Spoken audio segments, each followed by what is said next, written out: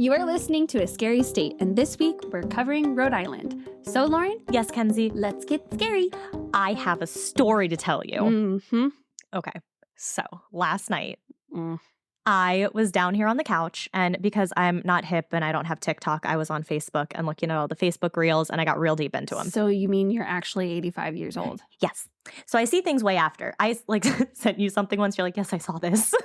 Like weeks ago. I know. But anywho, let me live. So, I'm on there. Joe went up to bed.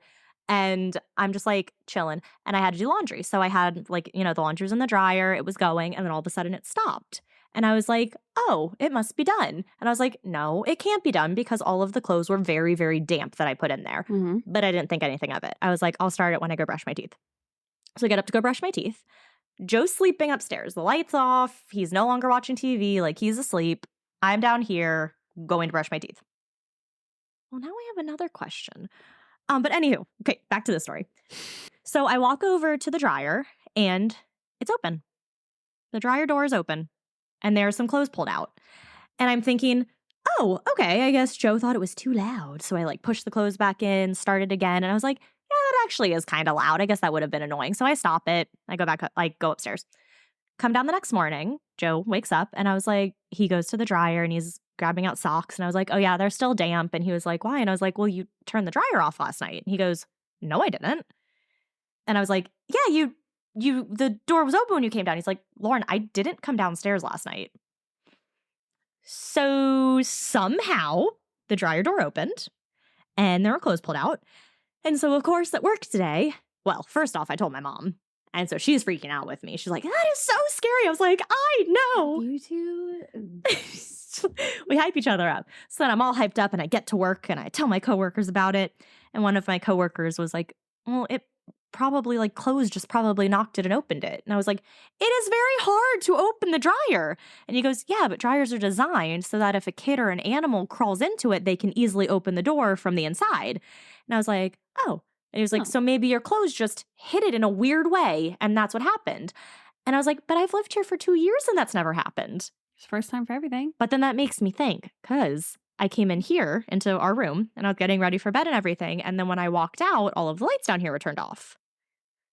And I had them on when I was getting ready.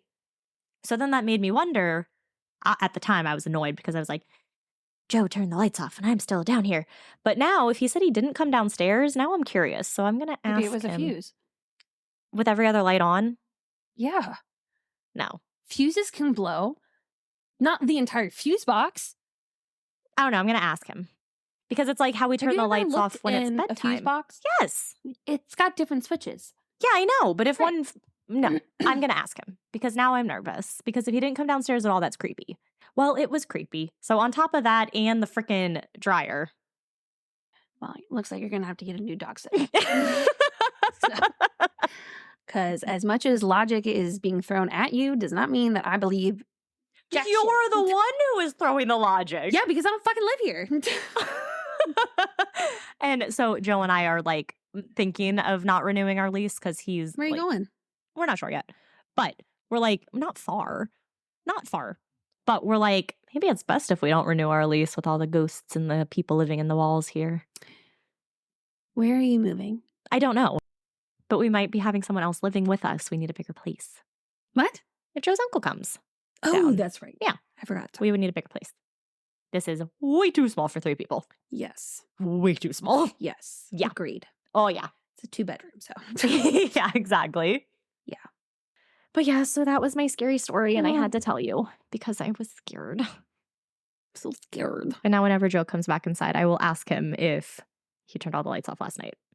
Well, if he didn't get up to open the dryer. I know, because he literally said, I didn't come downstairs last night. Right. Scary. Spooky. Ghostly. Maybe the force of the dryer opening flicked the lights off. No, but the lights were on when I came into the bathroom. Right, but wasn't the dryer open when you got back? No. Before I went to the bathroom, the dryer was open. I got up to go to the bathroom, and that's when I noticed the dryer. I closed it, whatever, went to the bathroom, got ready for bed, came out, and that's when all the lights were off.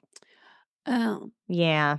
Well, maybe it's whatever caused the tripwire or something. Yeah, ghost. I don't know. Sure. Go ahead. You can go with that. If that's what makes you feel better. Well, it's scary. You have a ghost.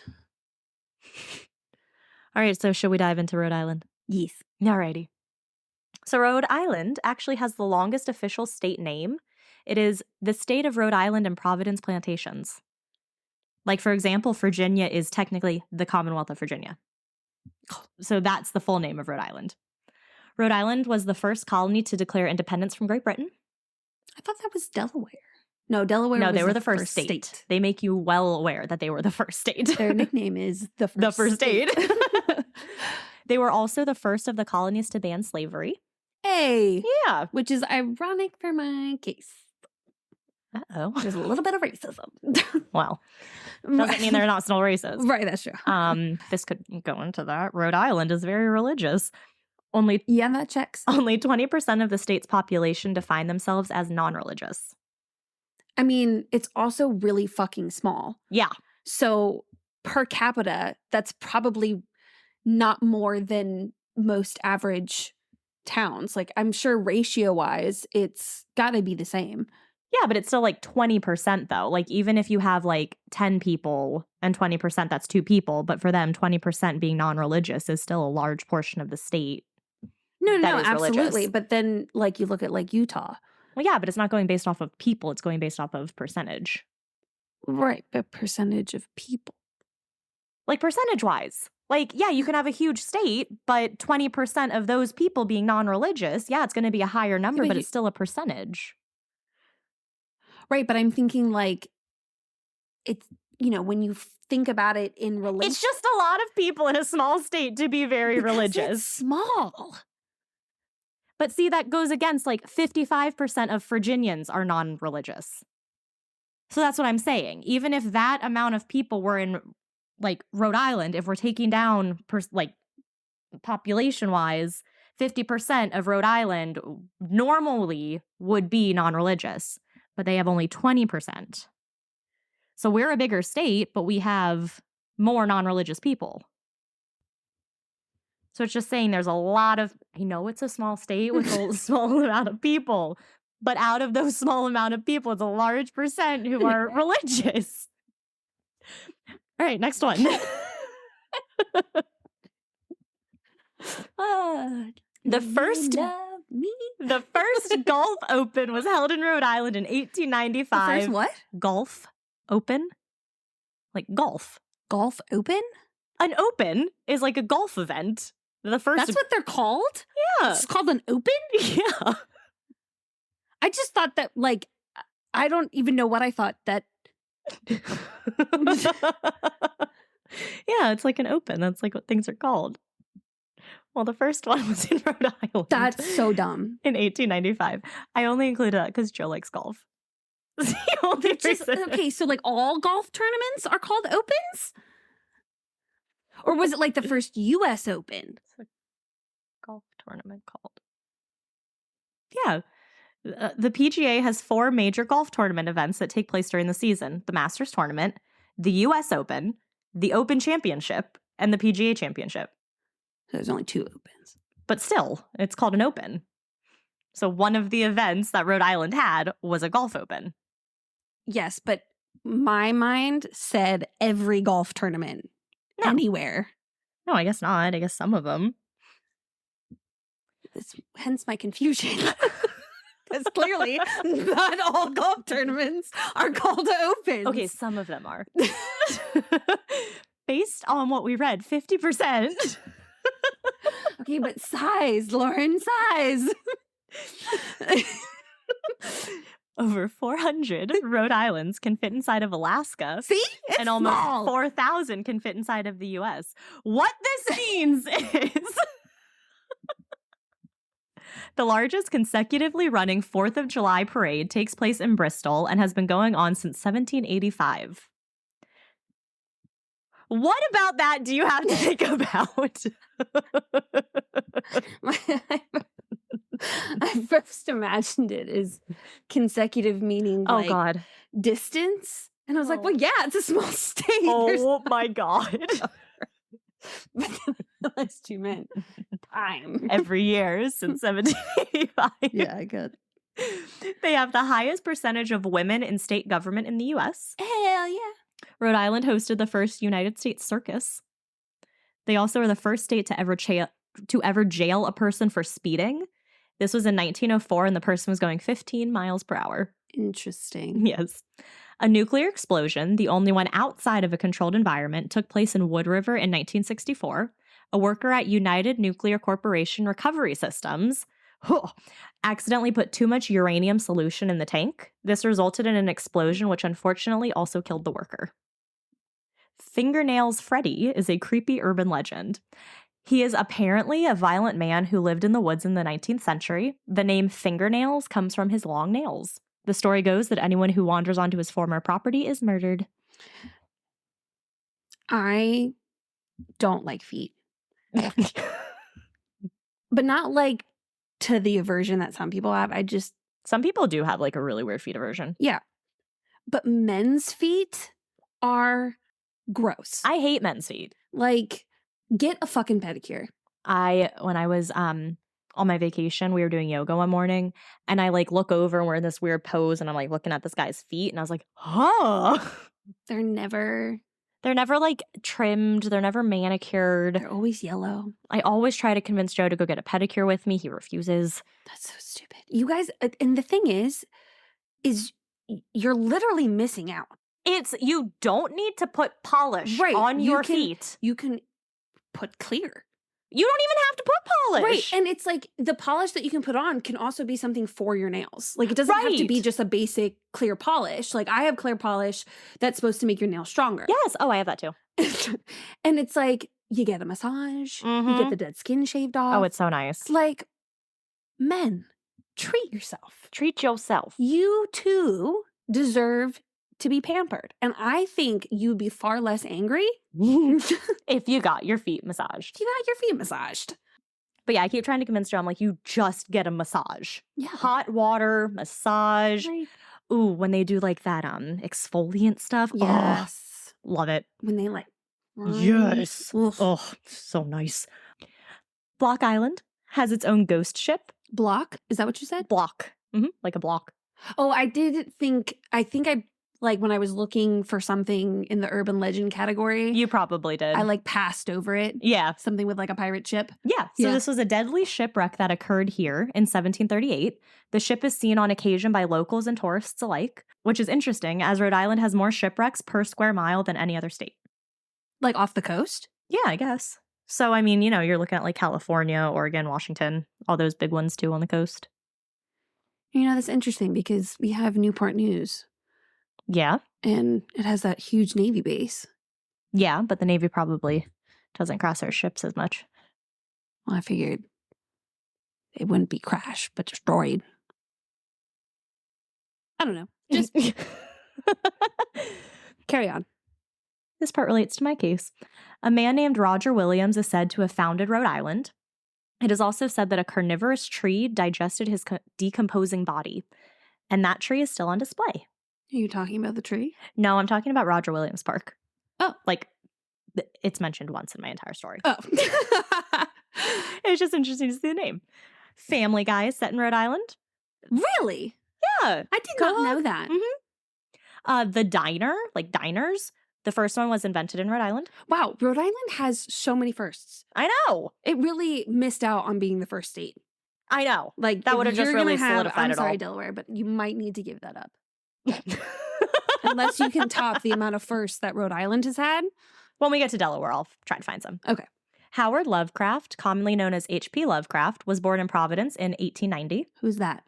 H.P. Lovecraft is like into the whole like kind of sci-fi monster-y stories. Huh. Yeah. James Woods, Conan O'Brien, and Mia Hamm are all from Rhode Island.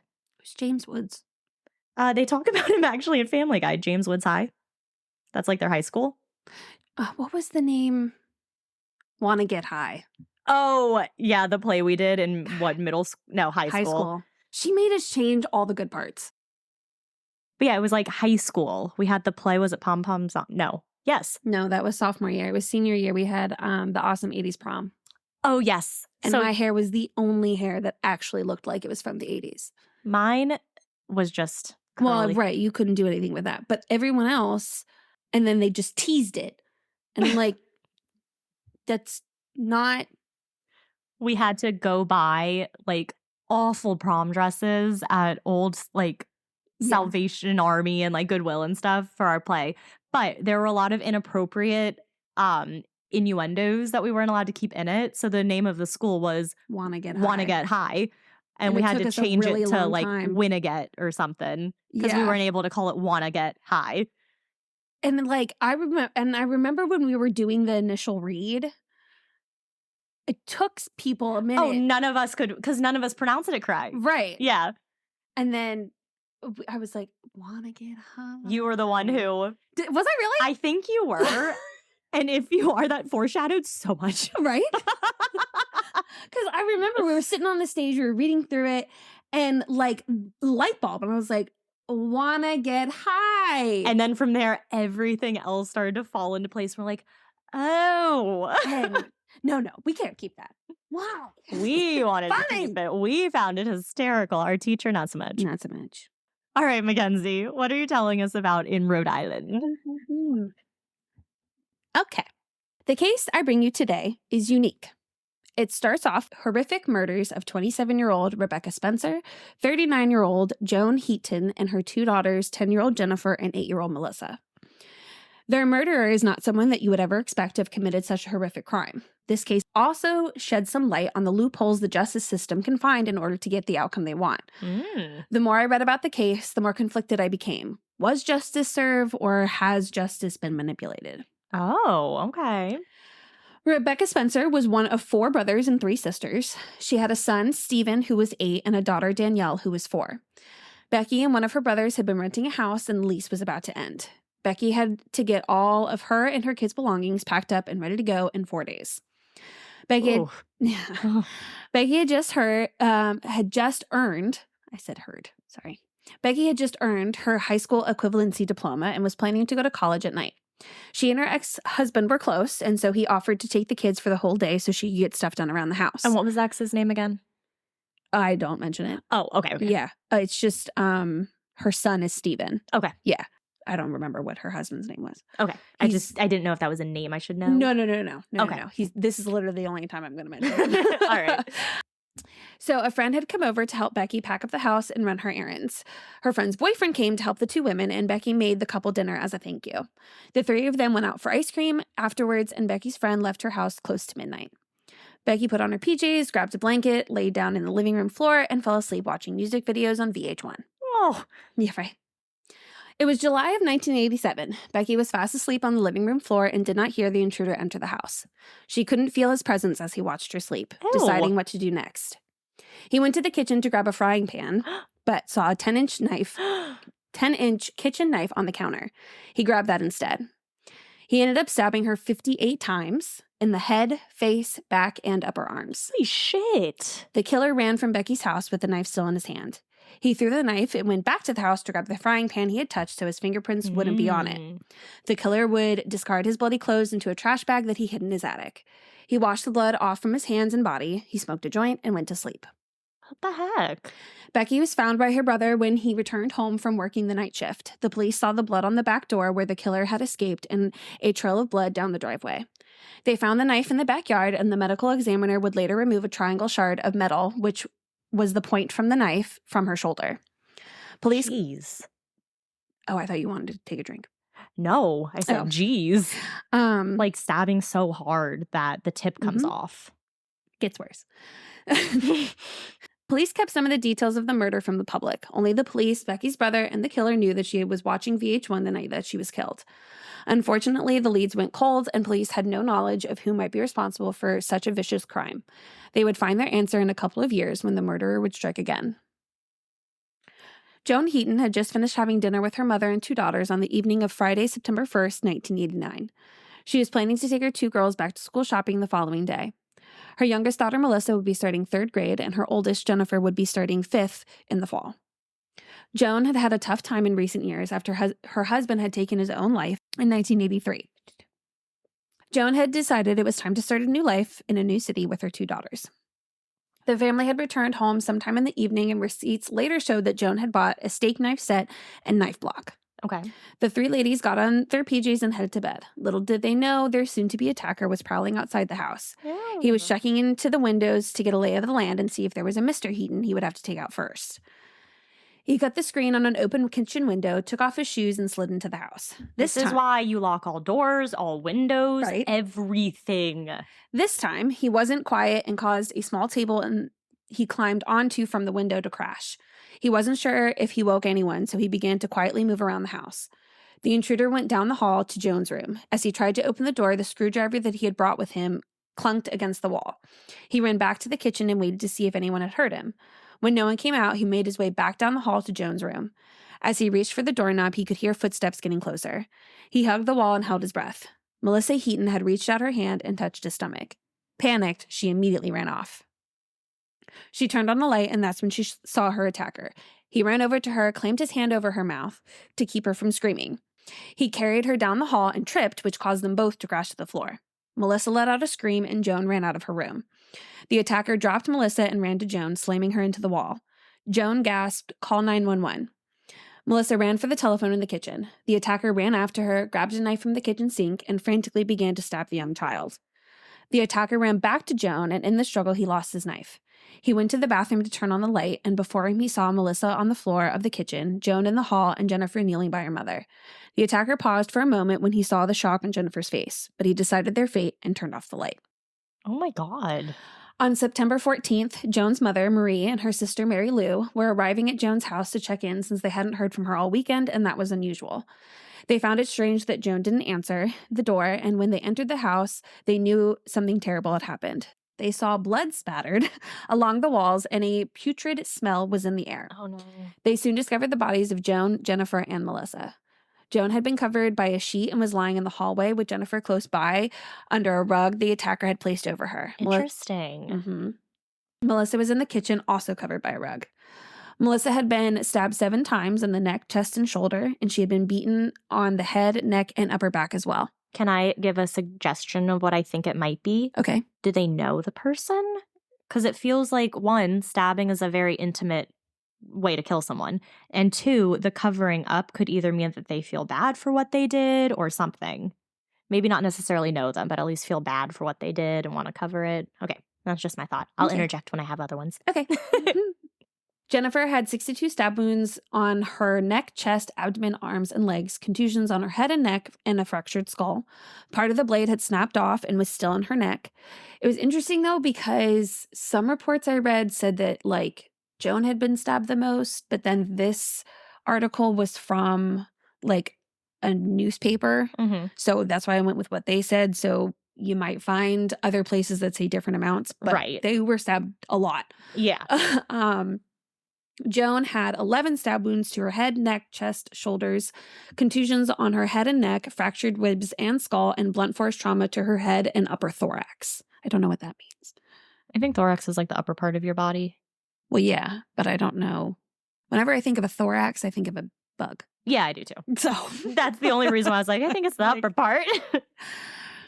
Police could not find the murder weapon, and it did not appear that the house had been robbed. They made the assumption that the perpetrator had intended to rob the place, but was interrupted when the family woke up.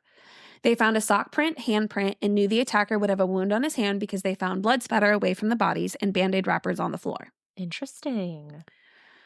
There were over 20 police officers and 3 FBI agents assigned to the case. They interviewed everyone and anyone who might have known the family. They couldn't find anyone with any reason to hurt Joan or her 2 daughters. They were going around the neighborhood seeing if they could find anyone that was acting suspicious or anyone who had a bandage on their hand. Police began to make the connection that the murder of Rebecca Spencer may have involved the same person. Both attacks were brutal with massive overkill. An FBI profiler, Greg O. McCary, wrote up a profile of the possible suspect. The suspect would most likely be from the neighborhood and most likely connected to the other murder that had taken place. At both crime scenes, the killer used a weapon of opportunity and had most likely gone into the homes with the intention to burglarize them. Because people burglarized places they are familiar with, that led him to believe that the suspect lived in the area. Okay. McCary also agreed that the suspect most likely cut his hand and to look for someone with an injured hand or fingers. One day, detectives Ray Pendergast and Mark Brandreth were patrolling the neighborhood when they saw Craig Price walking down the street. Pendergast knew of Price from his time playing on the local basketball team. They had stopped and asked him if he had heard about the murders, and he told them that he had. Price lived a few houses down from both Rebecca Spencer and the Heaton family. As they were talking, the officers noticed that Price had a bandage on his hand. When they asked him about it, he told them that he was drunk and had tried to break into a car a couple streets over and hurt himself in the process. It's like, that doesn't make you innocent. Officers were suspicious of Price, but many others who knew of him told them that they were wasting their time. Pendergast and Brandwith trusted their gut and pursued the lead. Mm-hmm. The sock print that was found was a size 13 shoe. Jeez. Matched Price. The officers went to Price's house to ask him to come down to the station for questioning. Price adamantly denied any involvement. However, the officers couldn't find any evidence that there was a car that had been broken into anywhere nearby, and when police had Price take a polygraph test, he failed. All of this gave the police enough for a search warrant. In the early morning hours of 1776.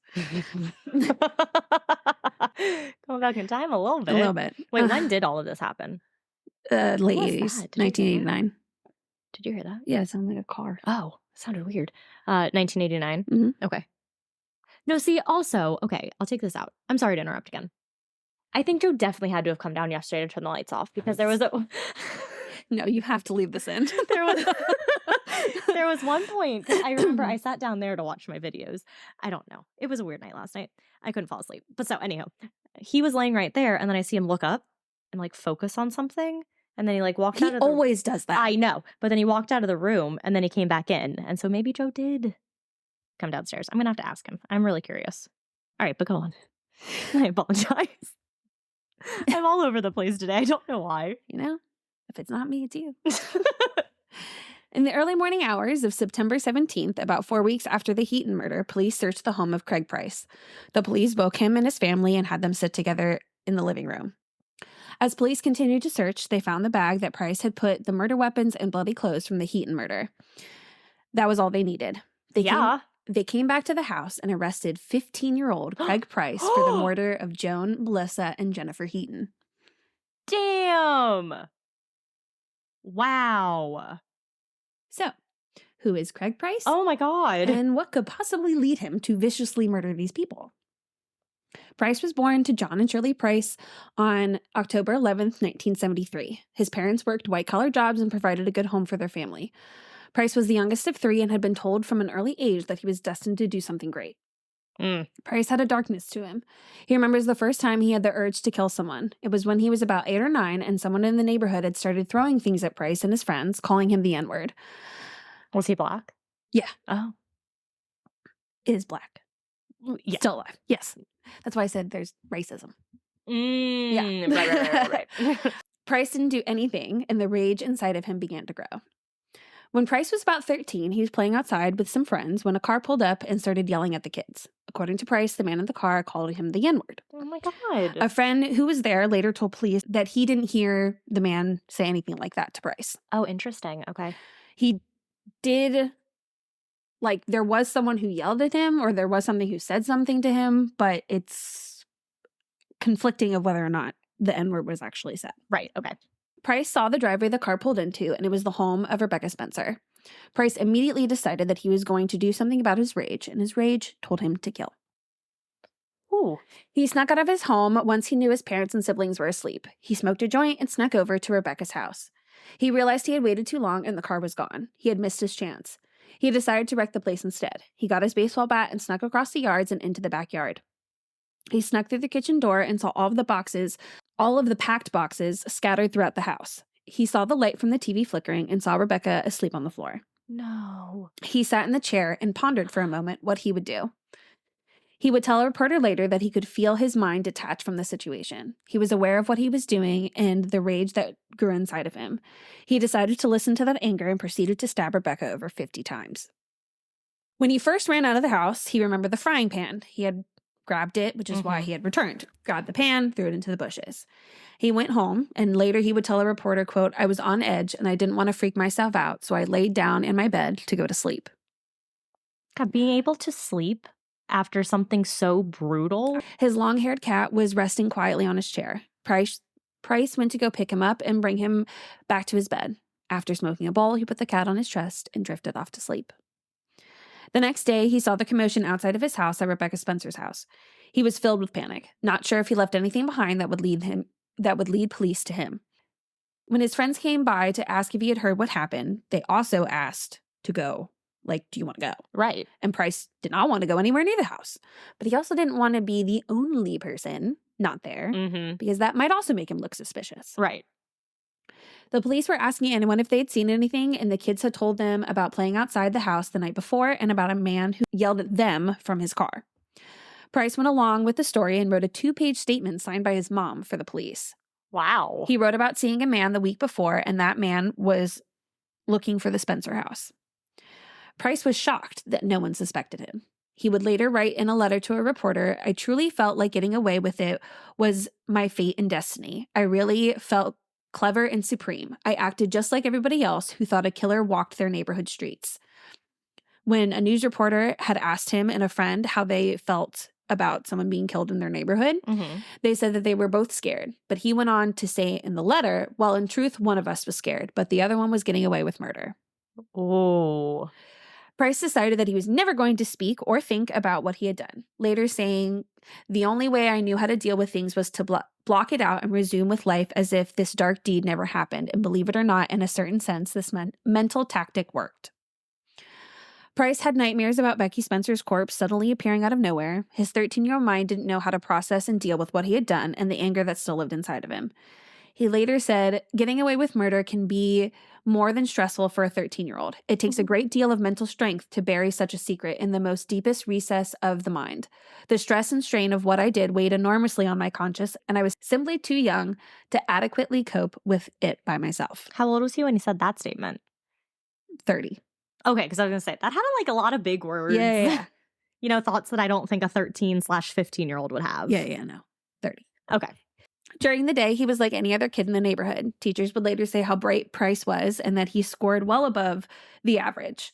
He was always willing to give a helping hand. He grew a lot between 13 and 15, got to be close to 5'10" and over 200 pounds. Wow. Yeah, big dude. Wow. That like a lot of the articles would say things like this big person, but he had a child face. And this is at 15. He's weighing like close to 200 pounds. He's big dude. Jeez. Like when you see pictures of him, like he's a big guy. Oh my God. That's huge. Yeah.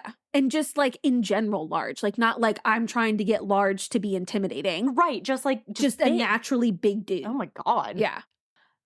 During this time is also when he started to actually get in trouble with the law, getting charged with burglary, vandalism. Some reports even said that he might have been part of a gang that would rob houses in the area. Good. LSD became a part of his regular routine after he turned 15. Uh-oh. Quote, "The stuff will dent your mind," he says, "but I really thought when I was on it that I could figure out the universe." Just like everybody else on LSD. In July of 1989, the police were called to the Price house when Price and his sister Kimberly got into a fight. Price ended up in a wrestling match with his father and the officer. Mr. Price helped get the handcuffs onto his son, and Craig spent the night in detention, accused of domestic violence. In 1989 was also when Price met Joan Heaton and her 2 daughters. Some of Price's friends had told him that they were going lobster diving. It wouldn't be around. Must be a New England thing. But New England lobsters. Right. When I first read that, I was like, what? You look up at the state map. Why? And then it would say things like the beach. And I'm like, oh, I guess there is like water up there. Yeah. I just think when I think beach, I think warm, and none of that's warm. I mean, during the summer it is. Well, yeah, but still. I always just associate that with pretty much anything above Virginia is cold. Right. Yeah, absolutely. Absolutely. But he found them at a convenience store around the corner. His friends? Yeah. Okay. Price didn't know what his friends were planning, but he knew that he wasn't invited. He grew angry. Oh. He wanted to beat up all of his friends. He figured they were going to visit a kid who had drugs and, as Price believed, was also racist, which was probably why he wasn't invited. Were all of his friends white? I don't know. Okay. It was hard to tell because I think so, because it kept saying that he like grew up in a predominantly white neighborhood. Right. Like I think it said something about like 1%. Oh. There like of black people like lived in this area. Well, but that's so small in Rhode Island. Shut up. And every time it was told about someone like saying something racist towards him, it sounded like it was only to him. I think he was probably one of the only Black people. Okay. Because whenever he would tell it, it sounded like targeted. Yeah, kind of like they things. said it to me. They were throwing things at me. Okay. Like it seemed very much not like they said it to us kind of thing. I mean, so that could either be that, or it could be that he just internalizes everything. I mean, anything like that's awful. Right. But you know what I mean? Where it's like, you know, they're doing it at me. Right. You know what I mean? Well, and that's kind of like what this article really said, because I felt like this was like the only article that, yes, there was still for sure bias. Yeah. But it was the only one that like told it from a different perspective. Okay. You know, because it's interviews with him. Right. And letters from him. Mm-hmm. And I mean, the guy even says like he wanted to do this interview because he wanted to seem human. Mm-hmm. And that'll make sense when we get to what happens later. Okay. And one of the things that the reporter said was that, you know, it's very possible that all these collection of acts were truly racist against him. Right, right. Or is it his mindset is already so negative that he looks for it everywhere? And even Price later on, like, reflects on that. Right. Like, was this situation really what I thought it was? Mm-hmm. So it's hard to tell. Yeah. I don't think it's completely far-fetched given the time. Yes, it's the 80s, but still, I mean, if we're still dealing with it now. Yes. They were definitely dealing with it in the 80s. Oh, absolutely. And if you're one of like the only Black families in the area, then yeah. I think his interaction with Joan, that was definitely like, you were already pissed off because you're coming off of this thing with your friends. Right. And so now you're looking at something that I don't think was necessarily there. It's like when you're mad about something and then your like jacket gets caught on the doorknob and you get even more pissed off about it. Yes, exactly.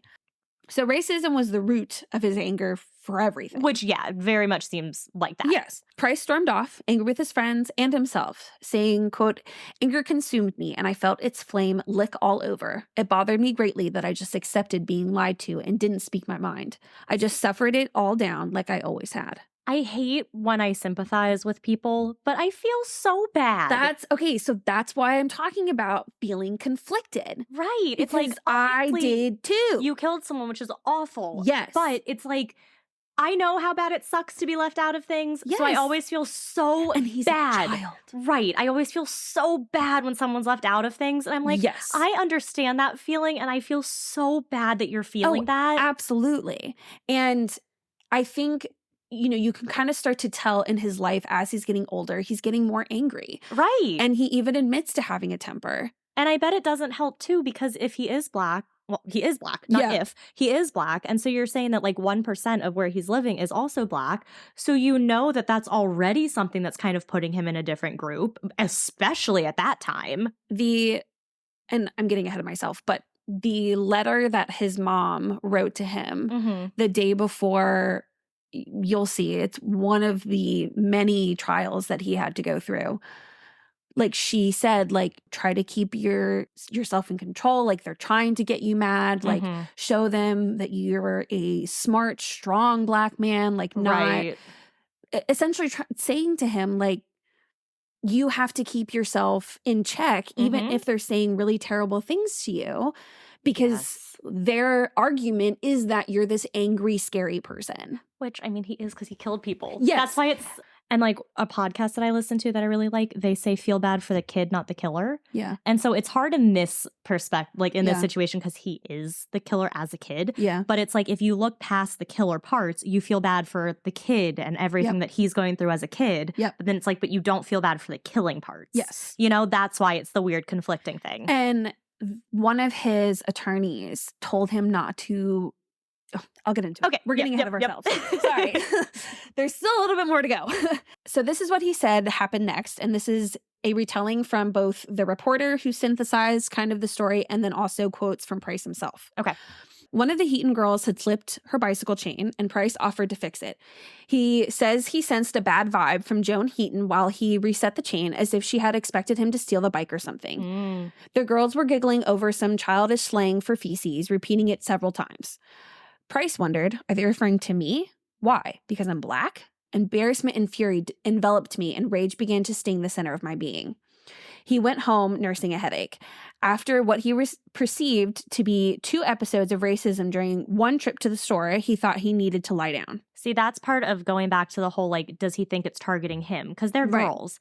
They probably, I don't know what they were referring to. Right. But chances are, if they had been talking about that beforehand, they're going to continue talking about, like, whatever this funny word for feces they found was, Right. and they're just going to keep saying it. Oh, absolutely. You know, and then it's him kind of, and again, Because he's already mad. Right. And I don't know if it was directed towards him. There's no way to Right. know. But it sounds like it's one of those things where he's like internalized, you know, like what I Yeah. mean? Oh, yeah. Like making it be like, oh, that was directed at Yeah. me. And I could easily see the bad vibe from the mom. Yes. Yeah, absolutely. You know, but it's also like, this was during the daytime. It's in a neighborhood. right. Like this, and he's also known. He didn't necessarily know these people, Mhm. but he is known by people in the area Mhm. because he was looked at, like people said how great of a person he was. Right. You know, always willing to help out, always giving Other a than helping his hand. burglarizing and stuff. Right. When he went down that path. Right. You know, and But before that, was that then? Or was he kind of doing a little bit of both? he was starting to be angry, Yeah. you know, and like that's what it was. And he just kept it all internalized, Mhm. never talked about it. He thought he needed to kill somebody. Yes, to kill someone was the panacea, which for those of you that also don't know what that means, it's supposedly like a cure-all. We too had to look it up. Yes. One second. I had a question. I have a question. Last night, I know you didn't come down and open up the. I did not touch it. No, I know. Did you come down and turn the lights off? Are you like? Do you swear? Unless I was sleepwalking, I did not do anything. Because okay, here's what happened. After that thing and after that incident, some of the lights were still on down here. I came in here. I got ready for bed. I sat there to watch like some Facebook things. Roy was laying here. He looks up, stares outside, and walks out into here. Swore it was you because obviously. He comes back and he seemed fine. But then I go out and all the lights are off, and I was actually pissed at you because I was like, I'm not in bed yet. Why did you turn all the lights off? Never mind. Yeah, I did. Oh, you did? Once. Okay, well then I was kind of pissed at you. Sorry, I came down to get a Gatorade. I was thirsty. Okay, thank God, because that was scary. I'm thinking there's like I'm thinking there's like a person in our house walking around, turning lights off, opening the dryer. Okay, glad to know that one was you. We got our answer. All's well that ends well. So this is Price's quote.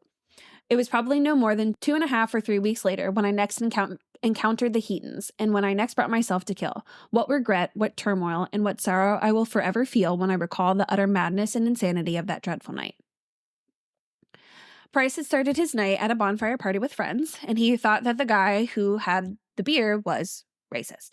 Okay. He wanted a drink, but didn't like the kid who had it, thinking that this kid liked racist jokes.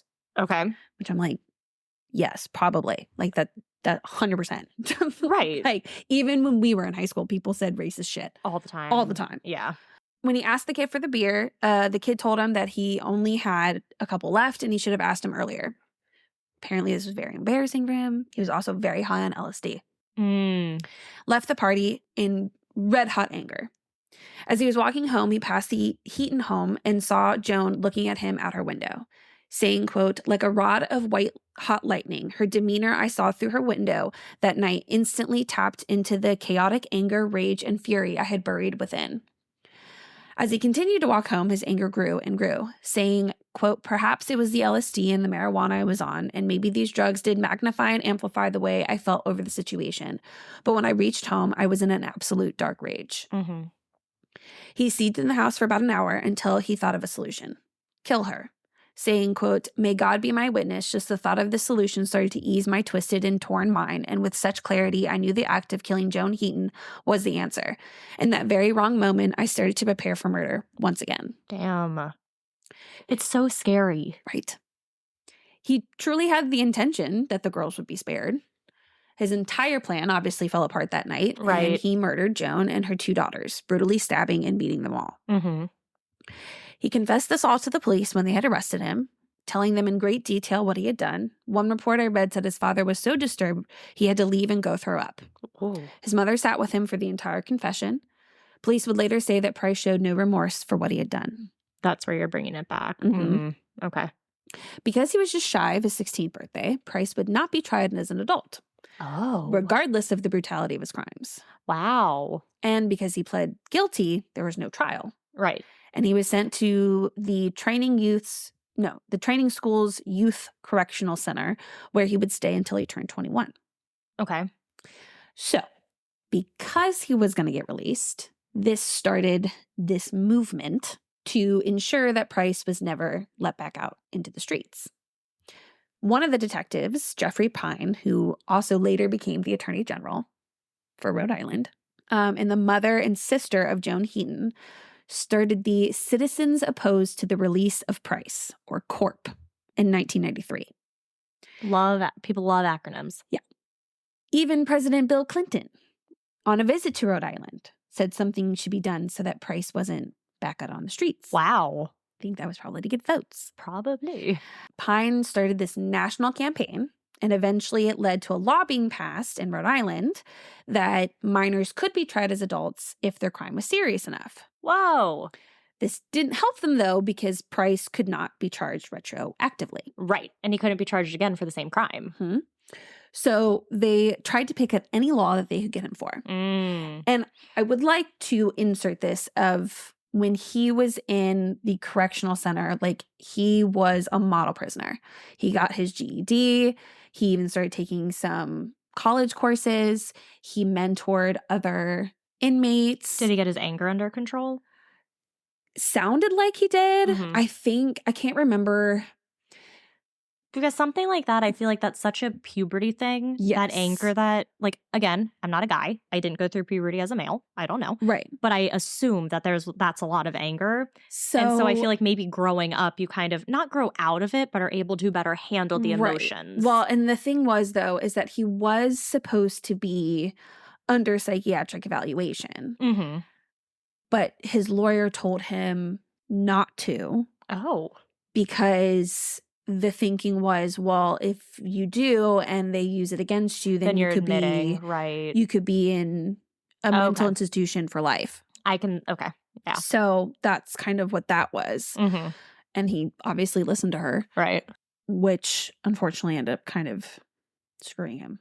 So they're trying to get just about anything. Yeah. Okay. Because they can't do anything retroactively. Like they can't, they're trying to find anything that they can keep him in there for. Mm-hmm.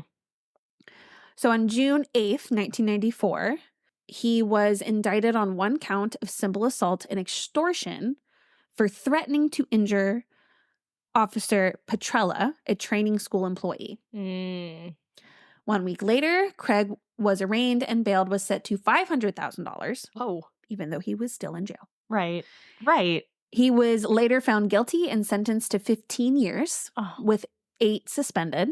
Prosecutors even went as far as charging him with a probation violation, even though he was still in jail. Right. How can you? Because at that point, his time at the youth center was up. Like he paid, like that was done. So I guess if he's still on probation, he never went home. Like he was never at any point out of jail. He just went to the adult jail. And they, I guess, somehow got a probation violation because he had done whatever he had done. Okay. But he was still in jail. It sounds a little fishy. We're going to keep going. The next year, he was placed on trial for criminal contempt because of failing to comply with the psychological evaluations ordered by the state. Oh my gosh.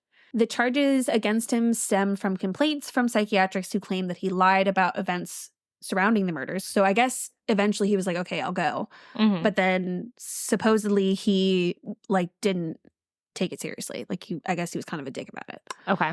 So according to court records, Craig received an additional 25 years on top of his other sentences. 10 of the years were to be served outright with 15 years probation.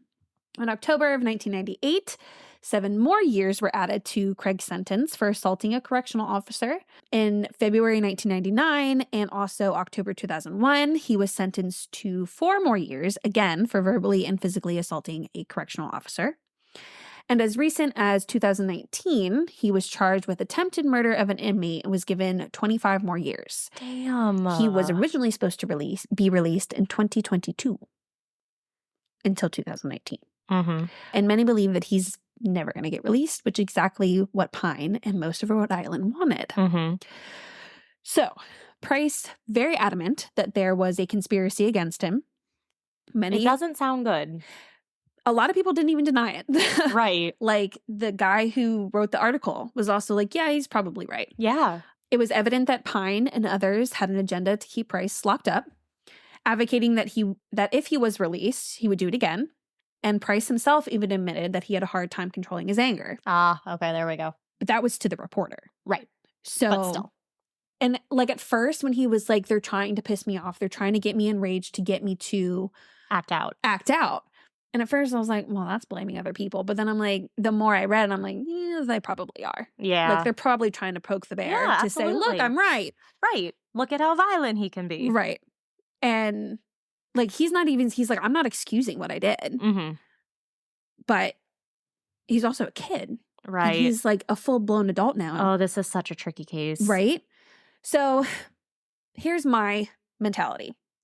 Given our case last week and the amount of times that Joby had gotten released, suspended sentences, or probation instead of jail time for his assaults, Right. assaulting almost 7 women, and he was only stopped when he went on a killing rampage, kidnapped his girlfriend, and then held her mother and the boyfriend hostage.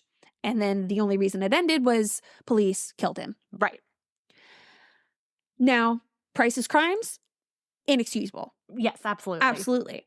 Should be locked up. Yes. 100%. As I read his interview, he at the very least acknowledged what he did was not okay. Yes. And felt that, he said something of like, that was not for me to decide whether or not they should like something along those lines. Okay. And yes, there was moments of, depending on what lens you were reading it from, was whether or not like, oh yeah, he's angry all the time. Like, look how he's talking about these things. Like he's enraged. Maybe he's not safe. But then like you read a little bit more and you're like, okay, well, maybe not. Like I felt myself like some of the shit he said, I was laughing. Like everyone would say like he's very funny, like he's a very easygoing, like easy to talk to person, constantly making jokes.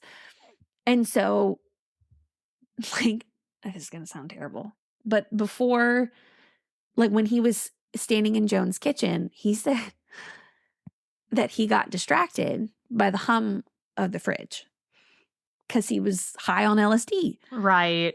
And so then he kind of tries to sneak down to her room. He clanks the screwdriver, runs back to the kitchen, and he's like, again, I got distracted by the hum of the fridge. Oh my goodness. And that just puts such a weird... I know. And I'm like kind of chuckling, but I'm like, okay, but this is also really bad. Right. Because like I know what's about to happen. I don't know. It was so bizarre to just the fluctuation. Right. Of like, yeah, he sucks to holy crap. Like maybe it's just not anything you would expect. No. So the fact that he was charged with the severity on the crimes that would normally give people a fine, like normally contempt of court would be a fine. Yeah. And even the judge originally thought he could only give him up to a year.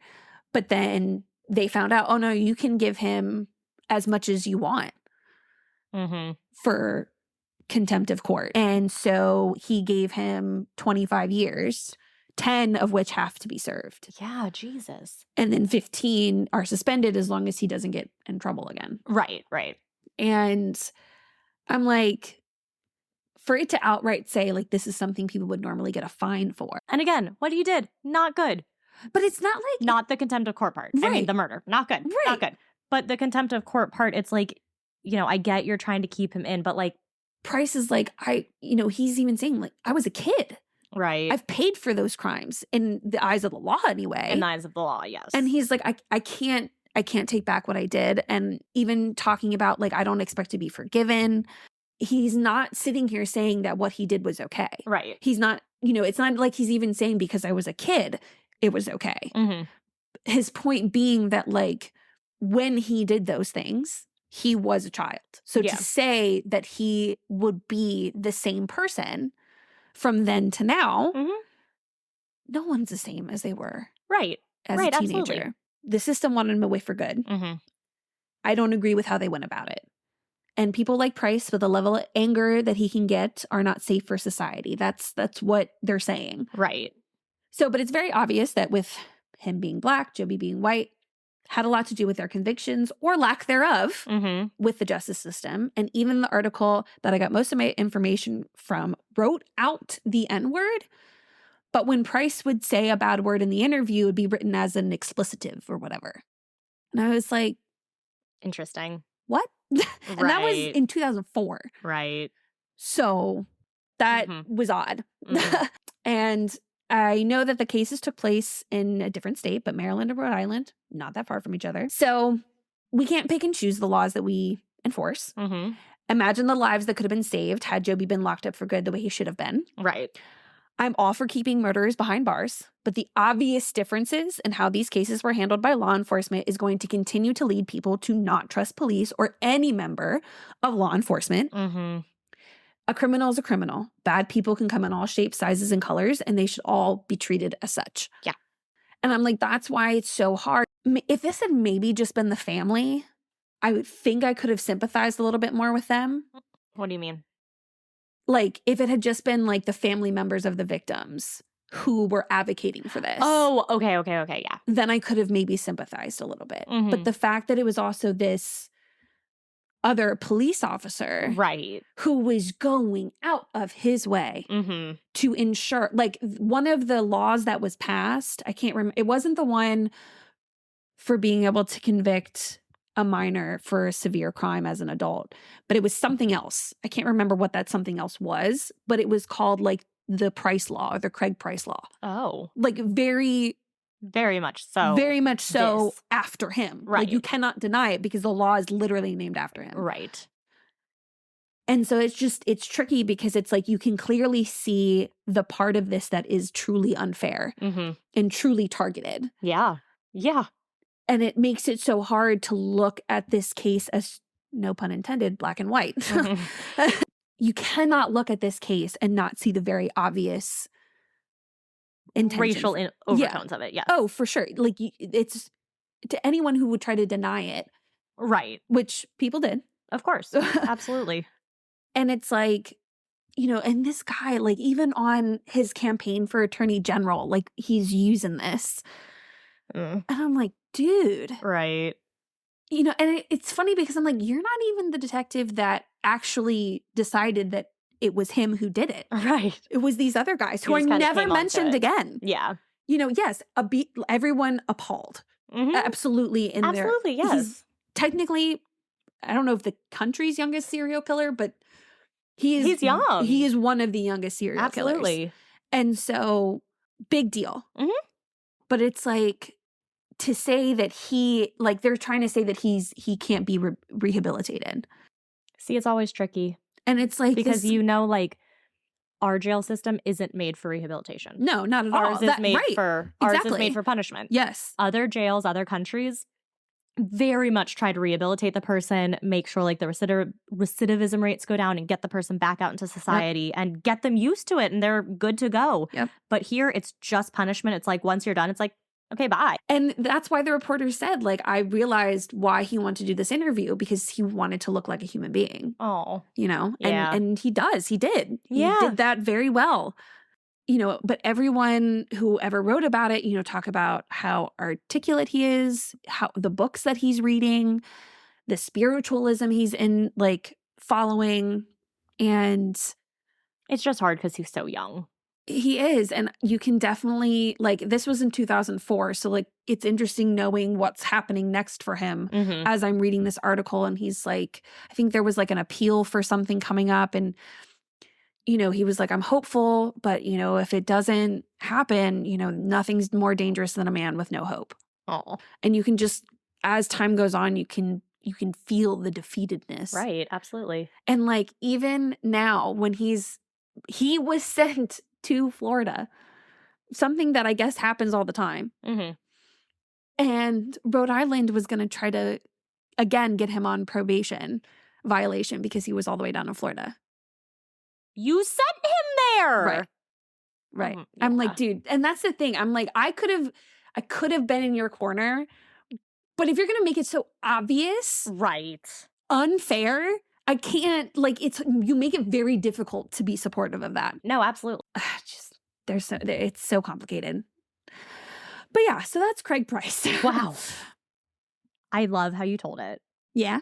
I was picturing a big dude, Uh-huh. but I was picturing like 30, 40-year-old dude. Yeah. Yeah. When you said 15, I was like, oh. Even what? like the end there, I'm like, they're gonna think that I'm talking about like his family, like his wife and kids. That's exactly what I thought too. And then when you were like 15, I was like, how does he have a wife and kids? I was like, no, you said family. Wow. That was really good. Okay. Cool. Well, You know, damn. hopefully it leaves you with lots to ponder. It does. Well, another case that made us mad. Good job, Kenzie. You're You're welcome. Okay. Tonight. So, Wait, you didn't let me say it. What you talking about, Willis? tonight. All right. So like nowadays, you can never be too sure about sharing the road with other people and who's sharing the road with you. Oh, man. People are crazy and road rage is a real thing. The amount of times I have said to my mom when I call her on the phone on the way home from work and I have to get on fucking 495. No. I'm like, I don't want to hit anybody. I just want a speaker. Keep moving. Get the fuck out of the left lane if you're not gonna go fast. Yes. Or, my biggest pet peeve is when you're going the speed limit and they slam on their brakes. And then they get back up and they slam on their brakes. I'm like, My favorite that I picked up from my dad, you accelerate onto the highway. Once I was at JMU and we went to like some event with my organization. We rode with like my friend's friend. We're merging onto 81 from a small street onto 81 and he stops on the ramp and then goes. And I looked at my friend. I said, never again are we getting in this car. The first time that we were driving with Jesse, because I think it was before we were going to go down to Hilton Head. Mm-hmm. So getting used to my mom's car. But you know how that ended? Yep. She drove into a gas pump. No, she drove into a water container storage thing in between two gas pumps. Oh, I like how her excuse too was, well, my dad's car is different. The gas and the brake are switched. And then the car was stuck at Jesse height. And Jesse is over 6 foot tall. Yes. And there was no AC. God. And you could not tell it was how fast you were going. It was just stuck at 20 miles an hour. You also didn't know if you had gas. So we would stuff things behind us to scoot ourselves up. But before we went on this trip, we had driven to one of my mom's bajillion doctor's appointments. And Jesse's driving on the highway. She's got to get over. And this bitch turns Oh, God. all the way fucking around. And I'm like, mirrors. Oh, my God. What do you have mirrors? I'm like, and it was almost like not even just like a quick like boop. Yeah. Because like I've done that if I really am like concerned. Oh, I'll do that every now and then because there are blind spots. But I don't ever turn all the way around. yes. But so yeah, road rage. Road rage. So that's why I literally rarely ever honk at anyone or never like try to drive too aggressively because you just don't know what the person has in the car with them. We are not the same. Oh yeah, no. Mm-mm. I've seen too many things. So this is the case of how road rage in Rhode Island led to one of the most bizarre disappearances in the state's history. Oh. It was a typical summer evening on August 31st, 1990. Adam Emery, 27, a junior executive, and his wife Elena, an accountant, were spending all day with two friends, Elena's sister Maria and brother-in-law Ronnie. They were in Warwick at the Rocky Point Amusement Park restaurant. What? The dude was known as like the Warwick slasher. Whatever. Oh, wild. Yeah. Same. Well, it was a small state, but. Is it? Percentage-wise.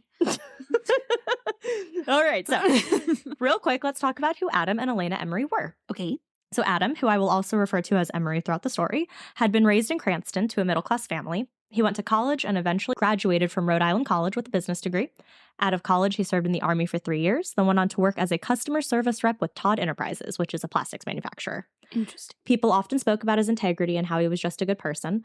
A close friend of his recalled a situation where Adam had once stopped his car to help a homeless man who he'd then cultivated a friendship with. Oh, wow. Looks-wise, he was described as being a very handsome man, 6 foot tall, with dark brown hair and amazing blue eyes. Oh, yes. He was also described as not being the brightest bulb in the bunch. They always are. A touch obsessive about his looks and fitness. He was a fine skier, a military policeman with the National Guard, and skilled in martial arts. And a last little note, he was a little obsessed with his car. It was his pride and joy, and he wanted it to be and remain perfect, just like everything else in his life. And then there's Elena. She was born on March 13th, 1961 in Italy, and was one of 5. Oh. Yeah. Fancy. Her family had been struggling in the small Italian town where she was born, and they wanted to come to America to make a better life for themselves and their family. So her family emigrated from Italy to America when Elena was very young. Her parents both worked extremely hard to provide that life, and soon the family was able to move into a comfortable home in Cranston. When she got older, she started to work for a construction company, keeping the books and working as the office manager. And while she was working, she was also working towards a college degree. The two, Adam and Elena, met at a disco called Barry's, which is not far from where they were this day. And after Emery's graduation, the two got married in 1988. They were described as having a, quote, great marriage and being 2 peas in a pod. I know how much you love peas. Elena would often say, quote, I could never live without my honey. They had the perfect marriage, the perfect life. Everything was just perfect. So we'll go back to the group in the day. The group had stopped at a local fast food stand and were just enjoying the weather, the day, the company, and the food, which were clam cakes, chowder, and beer. Okay. And they were all doing this in Emery's car, so just chilling out in the car. So, okay, wait. Because do you think when you're up in New England, when you say chowder, it's automatically implied? That is clam? Yeah. I don't know. Maybe. Because there's lots of chowders. There are a lot of chowders. Probably. Like, New England clam chowder. Right. Or like corn chowder. Oh, I love corn chowder. Right? Ooh, yum. But whatever the case, it was some sort of chowder. Okay. And they were having an informal celebration in honor of Adam and Elena's 2nd anniversary. But nothing good can last, because as they were enjoying what they were doing, they all felt a sudden jolt from behind. Oh, no. Adam's 1985 Ford Thunderbird was sideswiped or run into by another vehicle, breaking the taillight in the process. What year? 1985. That's his car. Okay. This is the But year still 1990. A Thunderbird. Yeah. Nice car. So looking up, Adam saw a car speeding away and disappearing from view around the corner of a building. Absolutely enraged, Adam, being encouraged by all of the other people in the car, floored it and began following the car that he believed. Oh my God, they encouraged him. Yes, they were like, get him, like chase him. Oh my God. So he began following the car that he believed had been responsible for the sideswiping and now broken taillight. Oh, Lordy. They rounded the building, and in front of them, they saw a reddish-brown 1975 Ford LTD. That's the car, shouted Elena. Adam gave chase, and the 2 cars pulled out of the park and went through a neighborhood called Conimicut. Emery would later say that he chased the car in order to get its license plate. After nearly 2 miles of this going on, the LTD was forced to the side of the road by Emery, who had cut off the car, so pulled in front and swerved it over to the side. Angry Adam got out of his car and walked up to the car he had been chasing, and, at the urging of his wife, Emery armed himself with a military knife. Oh, Lord. He approached the driver of the other car, a 20-year-old Jason Bass, his 20-year-old passenger Joshua Post, and another young friend of theirs, 15-year-old John Gorman. Oh my God, babies. I know. One report says that Emery suddenly reached into the car, and out of fear, Jason threw the car in reverse with Emery still hanging onto the door. Oh. At this point, Emery grabbed at Jason, and using the military knife he had, Emery stabbed Bass, first in the left arm, then again right in the chest, killing him. Yes. Former Rhode Island State Police Trooper Lieutenant Kevin Hopkins was the first on the scene, prompting him to become the lead investigator on the case. He actually lived right down the road. And the wife fucking told him to. Uh-huh. That's crazy. I know. Yes. So this lieutenant lived right down the road and said that on that day he heard a large crash, the distinct sound of a car crash. He told his wife to immediately call 911 while he rushed off to the scene of the crash he had heard. He was one of the first to come upon the scene of the murder of Jason Bass. That crashing sound had come from Bass's car having crashed into a boulder as he was reversing backwards. Oh. When I got to the scene, I saw Jason Bass's car up on top of the lawn of this particular house, Hopkins said. I got out of my cruiser and said, has anyone been hurt? And a woman says to me, he's been stabbed. He's been stabbed. He said that he found Bass on the ground dying from a stab wound. Emery was nearby, casually drinking a glass of water. What? He goes to me, I did it, Hopkins said. Immediately, Hopkins alerted Warwick authorities and Emery was arrested. Bass was immediately taken to the hospital but died from his injuries before he made it. Another officer who arrived to the scene, Sergeant Fred Pierce of the Warwick Police Department, was the arresting officer that night. He told 10 WJAR News that he had actually served in the National Guard with Emery. So obviously an investigation was conducted into the whole case, like what happened, why it escalated to this. So just trying to figure out kind of what went on. And I really hope I'm saying his name is Bass. I hope it's not Bass. It's Bass. Yeah. So I'll keep saying Bass throughout this, but it could be Bass. And if it is, I am very sorry, but I'm going to go with Bass. Okay. And again, I didn't want to watch anything or read any, like listen to it because it just, I get that. But so yeah, just wanted to make that little thing. The main thing they looked into was if it was, in fact, Jason Bass who had hit Emery. The police thought, hit his car. Mm-hmm. The police report said, quote, the Ford LTD that was being driven by Jason Bass was not the vehicle that hit Adam Emery's car. They took paint chips off of Adam's car and they tested those paint chips with the paint of Jason Bass's car and proved conclusively that it was a different vehicle that had struck Adam Emery's car that evening. Someone else had hit Emery's car. Adam Emery had killed a completely innocent man. Oh my God. So who was this completely innocent man that was murdered by Adam Emery? His name was Jason Bass. He was born on July 22nd, 1970 in Providence County, Rhode Island. He was one of 6 boys and had 1 sister. Damn. That poor sister. I know. He had dropped out of high school at the age of 16 and from then worked a lot of food service jobs. He had just quit his job as a food manager at Rocky Point Amusement Park when he was murdered. His main goal in life was to open his own restaurant as he had a passion for cooking. His mother recalls that he was the sweetest boy. She tells of one time when Jason took off his brand new sneakers to give to a homeless man. He would constantly go out of his way to help others, and that was always apparent. He also loved freshwater fishing, family outings to Roger Williams Park, which is what I said from the beginning, and just like us, he loved Halloween. So naturally, because Emery was arrested, there was a trial. So at first, on September 14th, 1990, District Court Judge Francis J. Darrigan ordered that Emery would be held without bail. Emery was held for 8 months while his lawyer worked hard to negotiate a bail and then putting up money and property as bail until his family eventually posted that bail. It was set for $270,000, which I thought was weird that it was less than what your case had. I was just thinking that. Yeah. That was just for, quote, threatening to assault. Right, exactly. This was for murder. Yeah. But so that amount was raised when his wife and their families finally put up 3 of their houses as bail. Jesus. But controversy swirled on May 3rd, 1991, when Emery was released from prison until his formal sentencing. He was able to live essentially as a free man until his trial came nearly 2 years later. What? He even went back to working at the plastics factory, getting a promotion in the process. The trial was set at my God, this could not be more. It's so... Okay. The trial was set at the Kent County Superior Court with Superior Court Justice Linda Savage presiding over the case on February 4th, 1993. Then on November 1st, 1993, the Emery murder trial finally began. John Gorman, who had been in Bass's car, testified. He recalled how Emery ran to their car after he had cut them off, the whole while shouting, "I'm going to kill you," as he made his way to their car. Emery's defense, though, tried to put it forward that Emery had acted in self-defense. He told the I know. I had that same look. He told the self-defense story first to his family, finally telling it in court. His version of events went like this. Emery said that he got out of his car and was walking up to Bass's car saying, "I want to talk to you. You hit my car." Very different from what Josh Gorman had said. For some reason, his brother-in-law, who was out with them that night, was standing in front of Jason's car while this whole confrontation apparently was going on. And Emery said that he was concerned that Jason was going to run down his brother-in-law. So he leaned into Jason's car and went to turn off the ignition. That's why he had leaned into the car.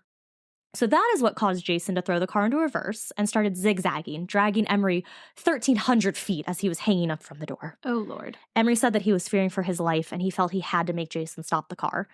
Emery said he had to do something because the driver didn't heed his warning about stopping. So the stabbing was in self-defense. Let go of the fucking car. Yes. Yeah, don't reach into someone's car who you don't fucking know. Right.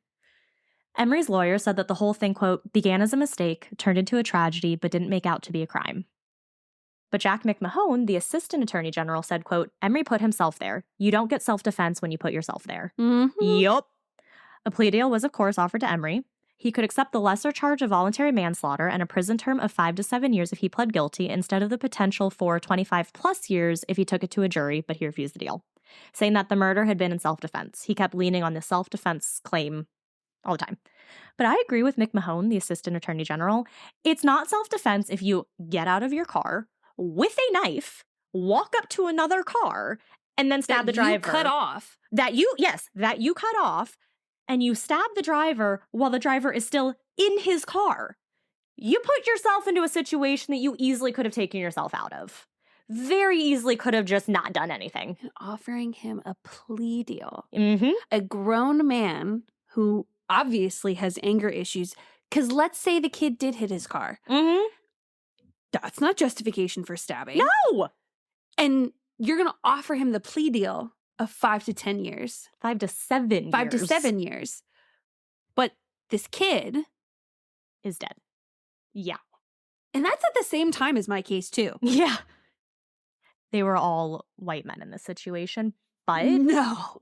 What I didn't include, so license plates at the time were like very important things in this, like, kind of with the whole Italy thing and everything with like coming over from Italy. Mm-hmm. This area was very important with license plates. Like, it was a thing where like the lower the numbers were and the lower the letters were, the higher class you were. Oh. Yes. And so people would pass down license plates through generations. Like, that's how important it was to have like a really good license plate. So Emery had a great license plate showing he's white collar, he's up there. Jason had a lower license plate showing that he's kind of blue collar, he's not really socially high up here. What kind of fucking beaches on sneeches or stars on sneeches on beaches is this fucking shit? Right. And so that's also, I read this a couple places that yes, maybe they were trying to view his license plate, but if they saw that he was kind of a lower class than them, that could have also kind of prompted them to be like, oh, well, you know, we're up here, he's down here. Still not justified at all, but that's like, you know, their another mentality. Motive kind of. Yeah. And also, if you were trying to get the license plate, you had plenty of time to get it. Mm-hmm. You get the license plate, you write it down, you go file a police report. There are 3 other people in the car. Right. There you go. You're good. Yeah. But all during this trial, Emery showed zero remorse. Of course. Yes. So on November 10th, 1993, his 31st birthday, a jury of 8 women and 4 men took 5.5 hours to find Emery guilty of second-degree murder. Good. The jury agreed that for a moment, he had shown intent. He was found guilty by Superior Court Judge Judith C. Savage, though it was Linda Savage, so maybe it's just some Savage, or they both have the same name. I don't know. But they agreed to let Emery remain free on bail while he awaited his formal sentencing, which would take place 1 month later. So the jury gives what the charge is, and then it's the judge who does the formal sentencing. Yeah. Yep, they're like, oh, you can be free for a month until we figure this out. But let me give this kid 25 years for contempt of court. Yep. Bro! If formally convicted, he was looking at up to the 25 years in prison for a murder. A murder! Murder.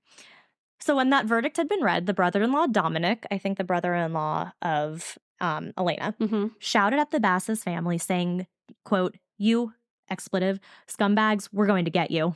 And it said expletive. It didn't tell me what the word was. The Basses had to be escorted home by police after the verdict and had to have squad cars sitting outside of their house for days, making sure they were safe and remained safe. Well, that very day, mere hours after the verdict had been read and Emery had been released, his Toyota Camry, still running, was found abandoned on Newport Bridge. Shocker, he ran away. Like, this bridge, formerly known as the Claiborne-Pell Bridge, is a suspension bridge that, quote, spans the east passage of the Narragansett Bay and sits over 20 stories or 200 feet above the water. So kind of like, think like the Bay Bridge here. It connects the city of Newport on Aquidneck Island and the town of Jamestown on Conanicut Island.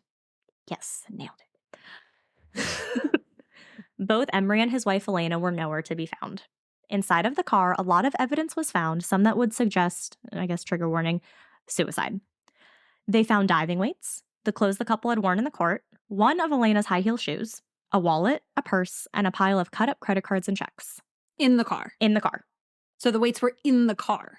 Yeah. Oh, actually interesting. I couldn't think of that part. Yes, they were in the car. A receipt from a sporting goods store was found that showed a purchase of 2 black hooded sweatsuits, and 2 sets of exercise weights that are worn around the wrists, ankles, and waists. And were they all found in the car? I'm not sure. It never said that. It said that some were found, but it never said if all of them were found. Mm-hmm. And 3 days later, letters arrived at Adam and Elena's parents' houses. One letter read, quote, "I was at a total loss about what happened in court today. We are not afraid to die, and we look forward to it. Free at last. I write this with a clear conscience." Nah, those bitches fucking faked their death 100%. Those motherfuckers planned that shit to a T. He is out on bail. He is scheming with his wife. if I get convicted, this is what we're going to do. Oh, trust me, I get to some stuff. The other letter spoke of wanting forgiveness, about not understanding what had happened at the trial, that if they had told the truth, everything would have been okay, and that they were hopeful that they would be going to a better place. For 6 days, police divers searched the bay, which ended up being one of the most extensive searches in the history of Rhode Island. And I bet they didn't find those fuckers. But in the end, they came up empty-handed. People started to be questioned and a timeline was starting to form. So Unsolved Mysteries had a very good timeline about the incidents leading from the conviction to the discovery of their car, so I wanted to go over that. Okay. This all occurred on the day that they appeared in court, and Emery had been found guilty of second-degree murder. So, court, they leave. And instead of taking him to jail like most people. Right! Got to go hang out. Like, you literally just got convicted. Of second-degree murder. Right. And you're just going to be free? How do you not think someone's going to be a flight risk? Right. Like, I'm sorry? Like, I know. hope that person got fired. God, it's just like, are you kidding? That's like what ridiculous. What did you think was going to happen? Like that he's just going to wait at home until the cops come take him? No. No. My ass would have been on a plane. I would have been fucking out of there. Are you kidding me? Right. I've been gone. You have time. Your trial's not going to be for a month. You have a month to get your affairs in order and leave? And in fact, you got 2 fucking years until the goddamn trial in the first place. You could have gone. You could have been long gone. You could have been in a tiny little sea town living your tiny little sea town life. But anywho, so they leave the court. Now it's 3 p.m. That's when they left the courthouse. 3:30. The two showed up at Kelly's sporting goods store in Cranston, Rhode Island. Joel Smith, the store manager, was working the day that the Emerys came in. He recalls that Elaine did not appear nervous at all. She was talkative, she was smiling, nothing seemed off about her, just, normal person coming to a sporting goods place. The two actually bought a lot of stuff like the weights and sweatsuits I mentioned, as well as athletic socks. But Smith remembers that Adam was actually disturbed by the total of the bill, like thinking that it was too high and kind of being shocked at how high the bill was, which seems to be a weird thing to worry about if you're planning on committing suicide. Because the money's, you can't take it with you. Around 4:30 is when Adam and Elena were seen at a Burger King getting food. The sightings as well as this sighting. Hell of a last meal. That's what every single website said. Like, why would you choose Burger King? So this sighting, as well as the sporting goods sighting, were confirmed by various witnesses who came forward throughout the course of everything. Then at 4:45 p.m., the Emerys pulled up to the Newport Bridge. At 4:50 p.m., an eyewitness saw both of the Emerys on the walkway of the bridge. So I guess there's a little walkway. Saw them on there. But strangely, at 5:15 p.m., the two were back in their car and had driven away. But just 2 hours later, bringing us to 7:15 p.m., their car was back on the bridge and the Emerys were nowhere to be found. That's when their car was found running. Like it was found on. Well, some said that it was found on. Some said that the parking lights were on, but the engine was still warm. So one or the other, they had recently been here. Yeah. On August 30th, 1994, a skull was found in the Narragansett Bay, pulled up in a fisherman's net. I love your face. And not long after that, legs were also found, having a band around the ankle that matched a pair of athletic socks that had recently been purchased at a sporting goods store. Wait. When was this found? 1994. And when their trial was 1993. Yep. Their trial was November 10th, 1993. And these were found August 30th, 1994. So about almost 9 months later. Yeah. And on September 9th, 1994, the skull was identified as belonging to Elena. I knew it! Something else weird about when her body was found. So remember how I mentioned that Emery's lawyer tried to use his property as a way to post bail, the $270,000? Well, because systems take forever, it took a while to actually get around to repossessing the houses that were used. The day that the houses were finally being repossessed was the day that her body was found. Well, that her skull was found. Nothing sinister, I don't think. Just a very weird coincidence. But Jason's brother Raymond doesn't necessarily believe that the skull belongs to Elena. He said that there is no lower jaw in the skull. He says that the skull wouldn't have decomposed that badly after 9 months, like so badly that it would lose a jaw. He also thinks it is quite the coincidence that the skull was found on the same day that the house was it found in the water? Yes, like fishermen pulled it up with a net. Okay, that's what I thought. Yeah. But Rhode Island's chief medical examiner, Elizabeth Laposada, said that she had no doubt in her mind that the skull did, in fact, belong to Elena. She said that Elena had extensive dental work that matched exactly to the upper jaw of the skull. Okay. They also tested the DNA with that of Elena's mother and sister, and it was a match. So it absolutely is her. Yeah. But Adam's body had never been found. And on September 14th, 2004, Superior Court Judge Daniel Procaccini declared Emery dead. 3 months later, Rhode Island issued his death certificate. He killed his fucking wife and went on the run. Well, here's a fun thing. I have some theories. So, one woman who had been interviewed on the street by a television reporter said that she believes that Emery pushed Elena off the bridge, then escaped on his own. But people who knew the couple say that that is absolutely preposterous. The two were absolutely in love with each other. And that if they did jump, they did so together, and that Emery's body just hasn't been found yet. Maybe his remains are in the bay and will turn up soon, even though it's been many, many, many years. Actually, when the article I was reading was written in September 1994, bones had been found in the bay, several leg bones and a hip bone. Those had been sent to police for DNA analysis, and it was revealed that they did not belong to Emery. Okay. But it is speculated that these ones also may belong to Elena. Mhm. Not sure if they're the same legs I talked about earlier, different pair of legs. But bones were then sent to a forensic anthropologist in Washington, D.C. Never found anything about that. No updates. Another theory is that they did have a suicide pact. So this part is weird, and I didn't know where else to put it, so into the theories it went. Mm-hmm. So lead defense lawyer in the case was John F. Ciceline. He is also known around the area of Rhode Island for having represented some of Rhode Island's most notorious criminals. Oh. He, among others, believes that Elena had actually been the dominant figure in the marriage. Like, she was the one calling the shots. She was kind of the head of the relationship. See that. Right. I mean, she yelled, yeah. Right. She told him, chase the car, here's the knife, all that stuff. So Ciceline also believes that the whole incident, the whole murder, ultimately came down to Elena's involvement. Like I said, she was the one who egged Emery on to follow the car. Mhm. The wrong car, but the car.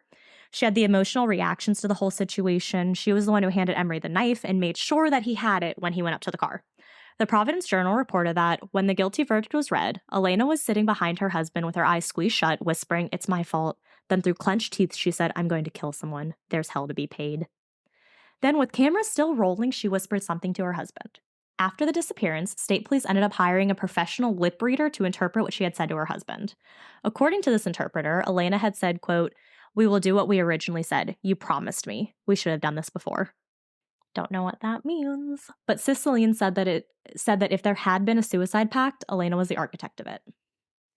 And then there's another theory. Maybe both did jump, but Emery survived. Though this is a highly criticized theory. First off, just surviving a fall from this bridge is unlikely. Okay. Just like the Bay Bridge. If you fall from the top, Yeah, you're fucked. yeah. It's like hitting concrete. Yes. But even more unlikely is that Emery would have survived and been okay enough to swim to shore, then disappear into a new world without ever seeking medical attention. Mm-hmm. Coast Guard Petty Officer April Shaw said that this theory is also highly unlikely. Quote, "We haven't had a case while I've been on duty where someone has jumped and gone missing for a period of time and never been found," she said, adding that the movement of the tides and water conditions play a major role. "In my personal experience, they are usually found either immediately or within a few days." But then I will add that it took them a while, like almost a year to find Elena. That is with the notion that she was always there. Right. That part never comes up, that kind of theory. Mm. So April Shaw. Why? I don't know. That's immediately where my mind went. I know. Like maybe she was thrown in later. But April Shaw also said, quote, "Hitting the concrete from that height and that speed, you are probably approaching terminal velocity at impact.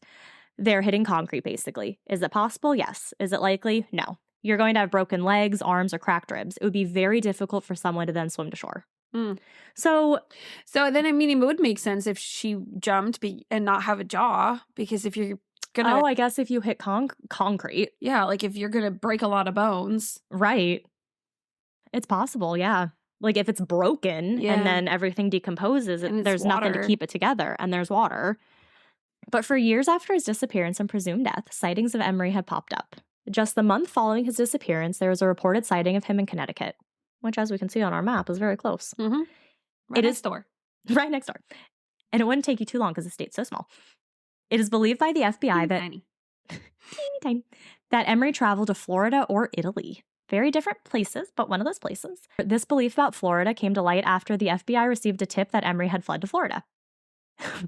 Sightings then seemed to follow a geographic pattern, starting in Florida, then next in France, then finally in Italy, so kind of booped around over to Italy. Mm-hmm. The FBI strongly believes that Emery is in Italy, where he does in fact have family, because remember, Elena's family is originally from Italy.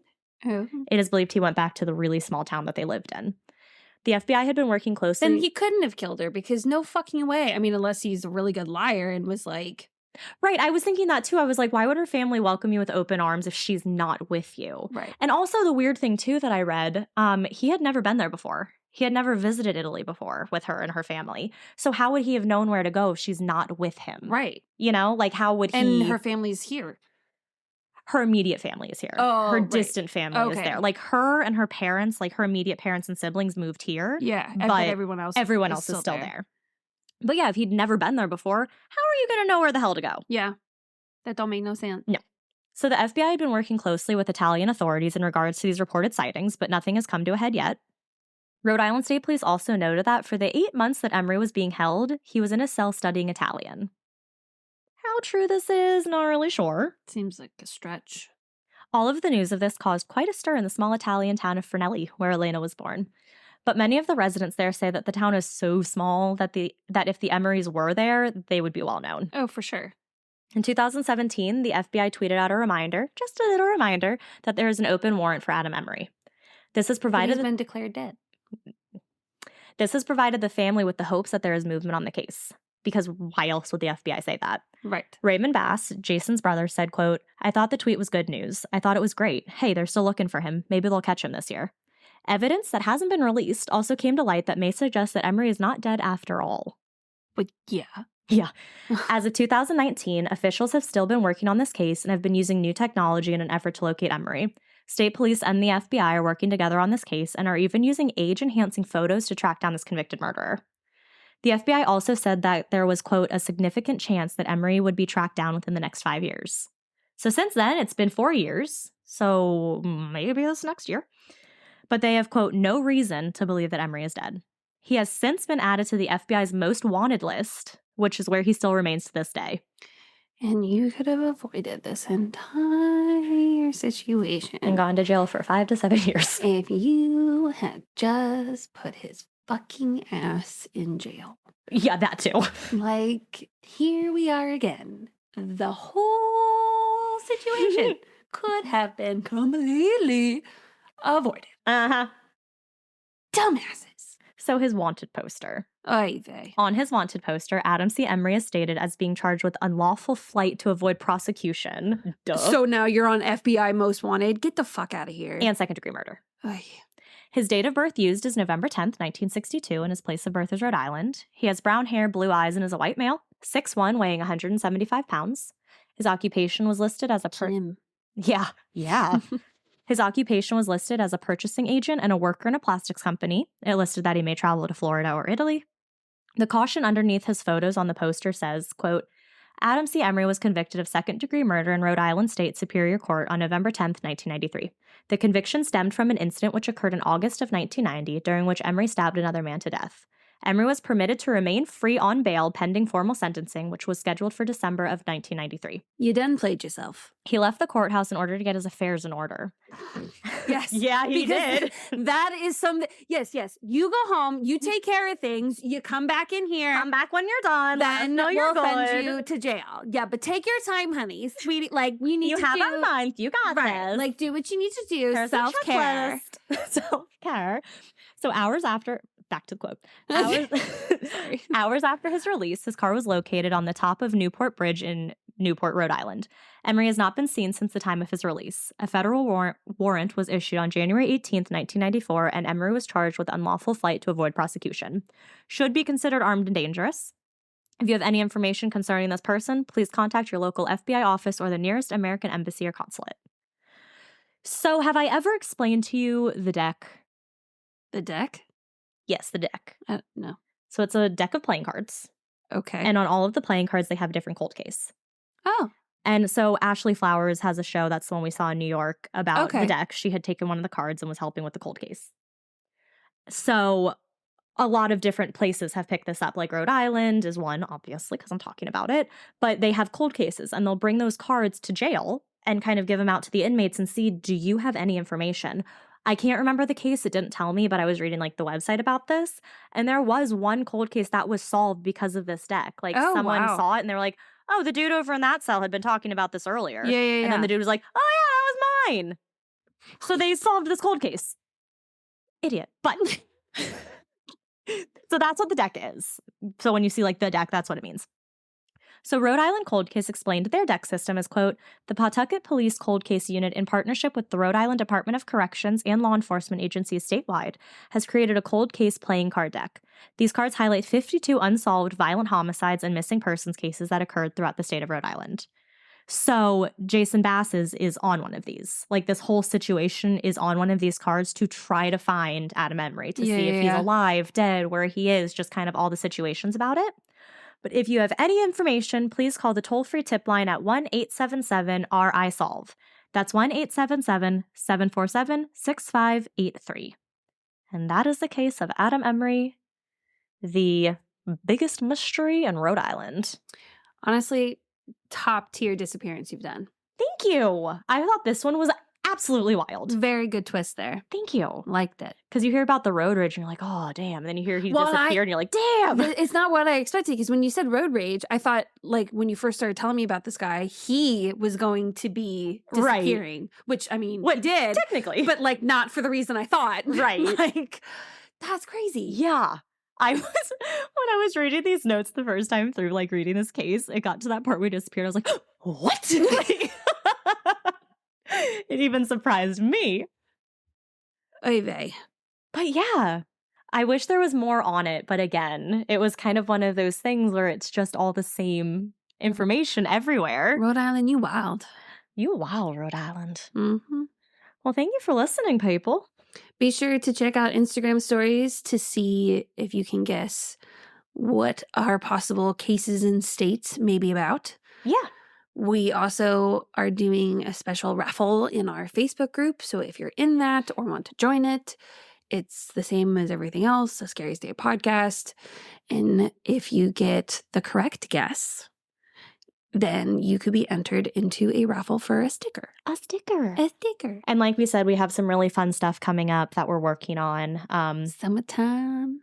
Oh, yes. But yeah, so follow us on the things. Wait, there was something else. Oh, yeah, there was. You said you had something exciting to share. I don't even know what this exciting thing was.